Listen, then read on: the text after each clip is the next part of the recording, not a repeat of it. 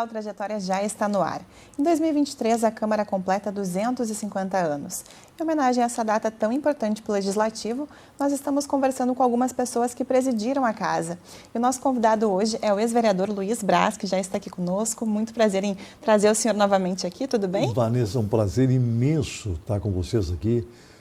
Eu acompanhei a vinda, inclusive, da TV Câmara aqui para a nossa Câmara Municipal. A Câmara teve uma divulgação muito melhor depois que a TV Câmara veio, não é? Parabéns pelo trabalho que vocês executam, viu? A gente fica muito feliz, né, em o senhor relembrar essa história, porque história para contar não falta o senhor, né? Não, tem muitas, tem muitas. Olha, nós chegamos aqui, eu fui eleito a primeira vez em 1982, assumi em 83, mandato de 6 anos. Foi um dos únicos mandatos de 6 anos que eu acredito que nós tivemos na nossa Câmara Municipal. E nesse mandato de 6 anos, o Dibe, primeiramente, era o prefeito e depois o Colares assumiu. E o Colares assumiu como prefeito e resolveu trazer a Câmara para esse prédio, porque antes nós ocupávamos um prédio lá no centro da cidade, lá na chamada Prefeitura Nova, não é? Depois fomos, inclusive, ocupar um espaço ali perto dos teatros ali e aí o Colares ajeitou aqui na corrida e ainda não tinha as condições necessárias, mas viemos aqui e nos instalamos aqui, Câmara Municipal. E fomos aos poucos, sabe, nos ajeitando. Cada um vereador se ajeitava lá, sabe, né, para poder compor melhor, sabe, o seu espaço. Em 1994, eu já tinha assim, uma trajetória boa junto ao PTB, e nós nos elegemos vereador e fomos escolhidos para ser o presidente da Câmara em 94. Fomos em 98 também. Mas uma das coisas que eu me lembro e que foi realmente muito boa em 94, que essa Câmara ela era assaltada todos os dias. Todos os dias alguém quebrava o vidro lá fora e, de repente, roubava alguma coisa dos gabinetes, não é, de algum lugar. E existia um discurso dos partidos de esquerda, do PT, dos partidos comunistas, de que os locais públicos eles tinham que ser abertos, sabe, que não podiam ser fechados. E nós tivemos uma grande discussão com esses partidos de esquerda, e apesar deles realmente ter um discurso muito forte, nós acabamos cercando a Câmara Municipal. Olha, foi um santo milagre, porque com o cercamento da Câmara, que dura até hoje, não mudou nada. O cercamento que nós fizemos lá em 94 é o mesmo que está aí, sabe? Mas só que as invasões, elas terminaram, pôde-se colocar um porteiro para receber as pessoas, não é? A Câmara já, é claro que ela ainda tem problemas, não é?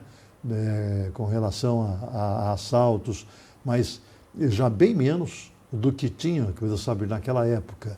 Então, vamos dizer assim, essa foi uma das ações que eu realmente fiz, que tive que fazer enfrentamentos para fazer e que, sabe, eu acredito que realmente foi muito boa. Uma outra ação que eu me lembro, que foi, se eu não me engano, aí não foi de 94, se eu não me engano, foi de 98, foi trazer para cá a possibilidade daquele painel para marcação dos votos, sabe? E para que os vereadores ali pudessem ter as suas presenças. Só quem tinha, na verdade, aquilo era a Assembleia Legislativa. As câmaras municipais, no geral, elas não tinham, sabe, esses marcadores, esses painéis. Nós fomos até Vera Cruz, aqui perto de Santa Cruz, e lá nós entramos em contato com uma empresa e nós negociamos lá com esta empresa para que, de repente, nós pudéssemos ter aqui o nosso painel. E o dono da empresa, apesar de ser uma pessoa sem muitos estudos, era uma pessoa com muito conhecimento, sabe, nesta área, sabe, nessa área eletrônica, mas muito conhecimento. E nós conseguimos, naquela época, 98, trazer o painel para cá, pagando 100 mil, eu não me lembro se era real, não sei, não me lembro qual é a moeda, sabe, mas foi 100 mil. Foi uma quantia realmente bem pequena, sabe, né? Como não tinha outra empresa para poder se rivalizar, sabe, com a empresa que tinha, eu pude fazer a negociação direta naquela época. E nós trouxemos o painel. Esse painel, eu me lembro que ele foi reformulado alguns anos depois, alguns anos não, uns 10 anos depois. E essa reformulação, sabe, do painel, custou 1,5 milhão para casa. Então, eu fiquei assim, sabe, na época, me questionando, pô, mas como é que pode acontecer isso? Sabe, né? Uma peça, sabe, que nós trouxemos para cá por 100 mil, sabe? Eu não me lembro qual era a moeda na época, mas não me lembro se já era o real. Não é? Depois ser reformulado por 1,5 milhão, sabe? E não é muito diferente, Deus sabe, do que tínhamos lá no início, Deus sabe, né? Era mais ou menos a mesma coisa, não é? Então, eu acredito que os entes públicos, eles têm que fazer o máximo possível para poder fazer com que estas negociações com as empresas se deem, não é? Não é só lançar o edital de licitação e deixar que a empresa que tenha menor preço, Deus sabe, possa, de repente, vencer. Porque eu acho que aí, mesmo assim, eu acho que o ente público paga um valor muito alto, Deus sabe, para conseguir aquilo que quer. Eu acho que precisaria haver realmente uma possibilidade de uma negociação maior, não é? A fim de que o dinheiro, que Deus sabe, que vem dos impostos, né, que ele pudesse ser gasto de uma forma com mais qualidade. Né? Bastante história, vários momentos que marcaram, né? Foram muitos momentos, né? A própria vinda aqui para o nosso plenário, né, eu me lembro que nós ocupávamos o chamado plenarinho, e o plenarinho não dava as condições necessárias para se fazer tudo aquilo que nós queríamos. Inclusive, uma das coisas que aconteceu no plenarinho, e que eu me lembro muito bem, foi a abertura daquela Avenida Beira-Rio, sabe, na época do Colares, prefeito Colares. E o Colares, ele mandou para cá o projeto, e o pessoal da esquerda, o PT e companhia, eles não queriam que aquilo acontecesse, que nós pudéssemos aprovar, sabe, a abertura, sabe, da Beira-Rio, que seria abertura também lá para a Zona Sul, não é? E hoje eu vejo esse pessoal transitando, sorrindo, sabe, né, naquela avenida, eu fico pensando assim, pô, vocês brigaram tanto para não acontecer, sabe, né? E agora estão aí, não é? Aproveitando. Aproveitando. Né? Mas eu sei que foi uma época que no plenarinho houve realmente uma invasão do plenarinho, houve uma briga muito grande envolvendo o pessoal da esquerda que tinha tomado conta, sabe, de tudo, dos espaços lá fora, entendeu? Não é? Para que não houvesse a votação do projeto. Mas, no final, a gente conseguiu aprovar o projeto,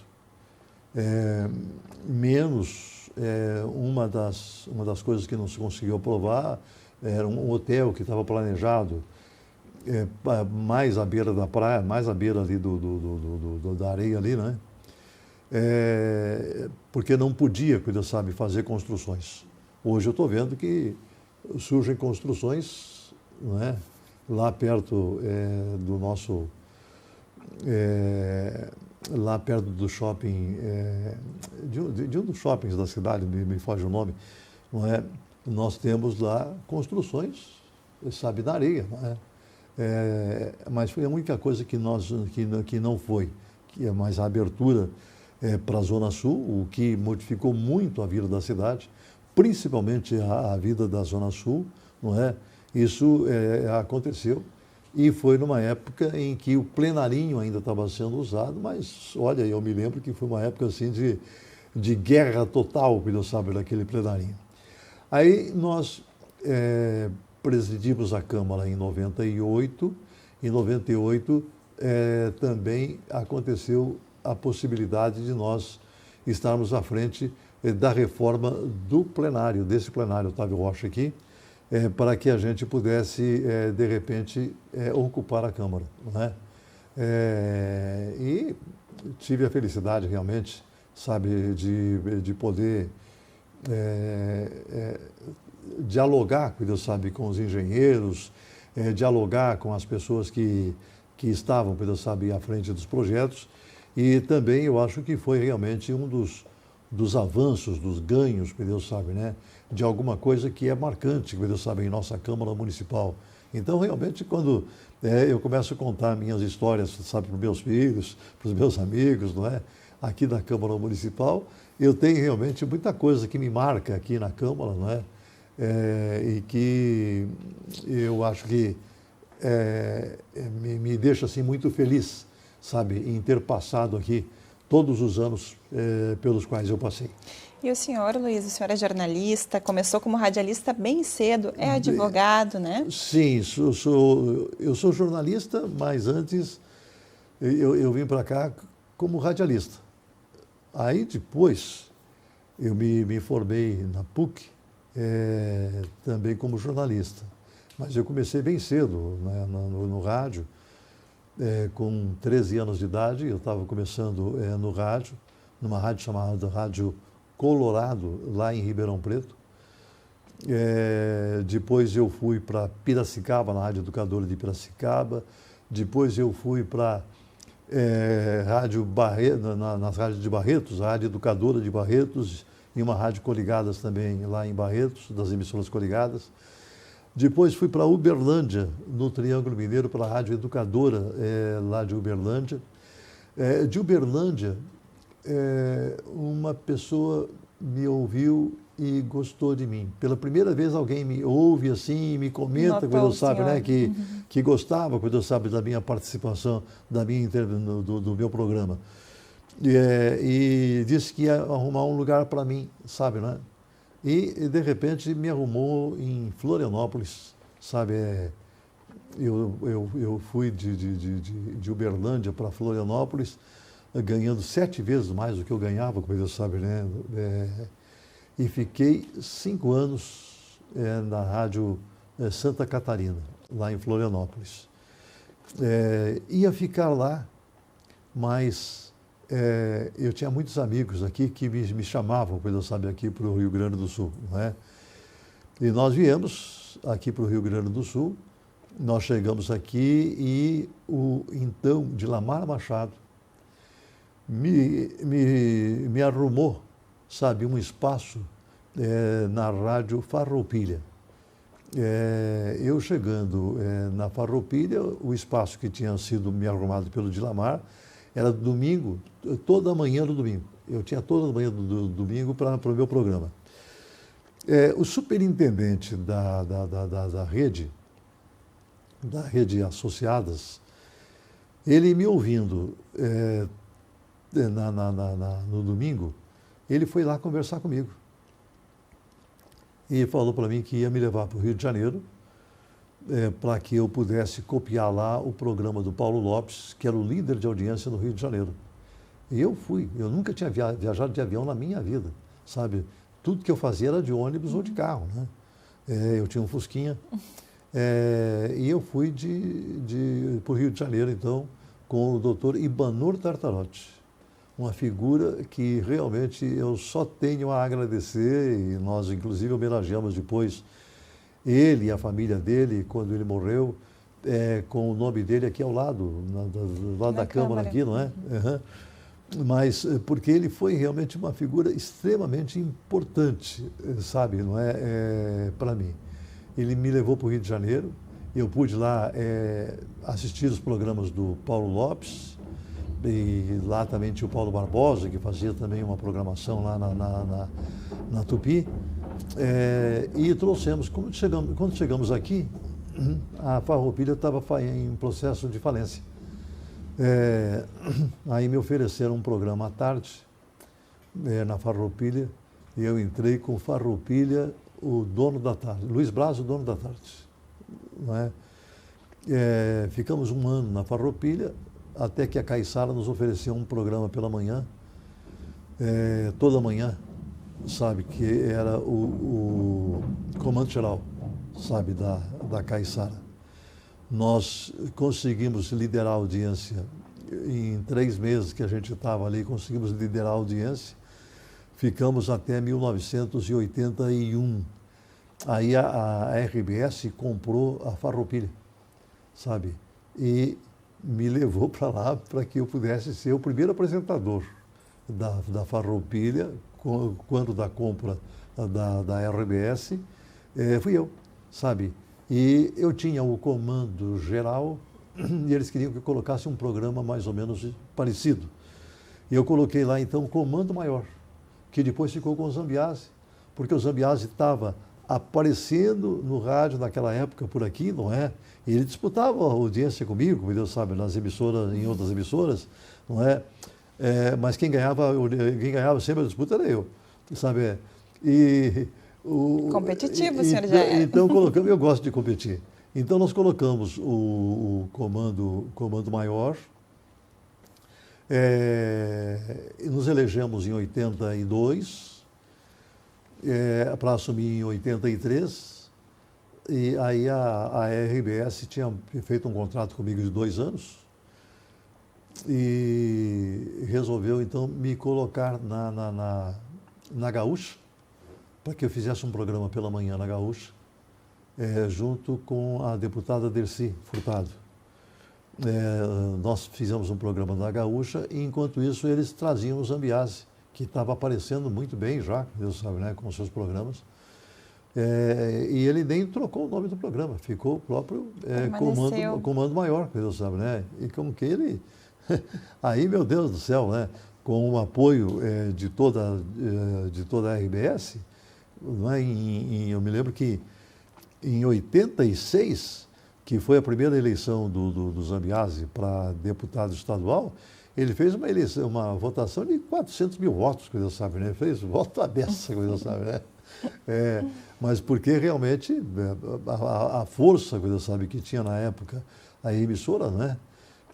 E o próprio Zambiase, que Deus sabe, né, o tipo de comunicação dele, né, que realmente era muito boa. Né? Uhum. E agora, Luiz, falando um pouquinho da sua presidência aqui, né, o senhor foi presidente por 2 vezes, por 2 oportunidades, quase 30 anos se passaram. E qual que é a importância que o senhor percebe da Câmara para a sociedade, Luiz? Olha, era uma discussão que a gente fazia já naquela época e que eu acho que é válida para os tempos atuais. Eu acho que a Câmara tem que se aproximar mais das comunidades, sabe? Eu acho que falta muito isso, sabe, né? Nós temos que criar espaços para estarmos sempre junto com as comunidades, para poder, de repente, fazer a discussão lá com as comunidades dos problemas que eles sentem.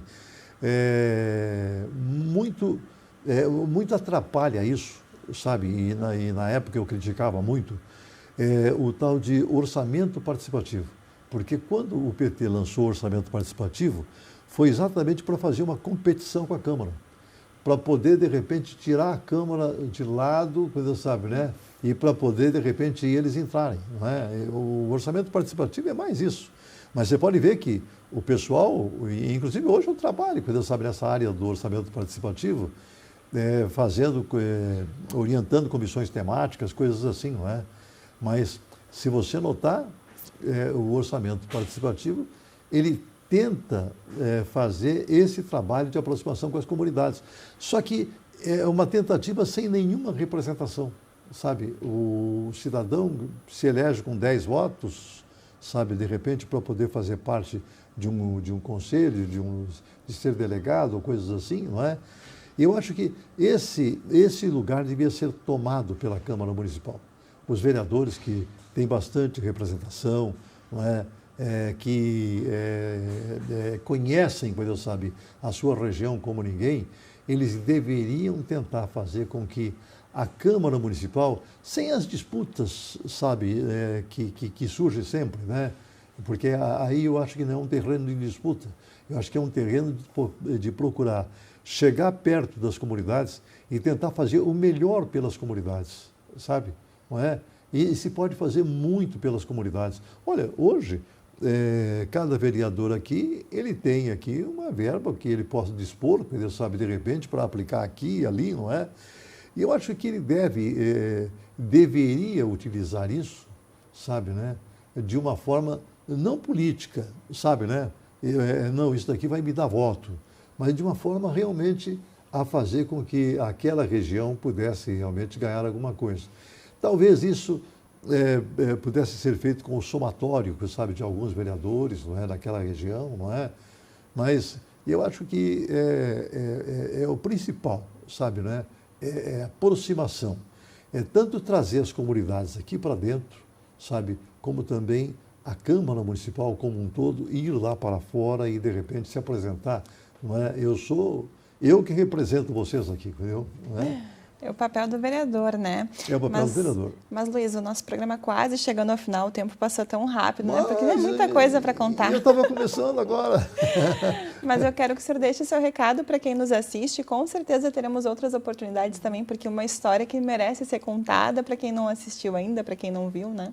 Olha, eu fico muito feliz em poder receber esse convite.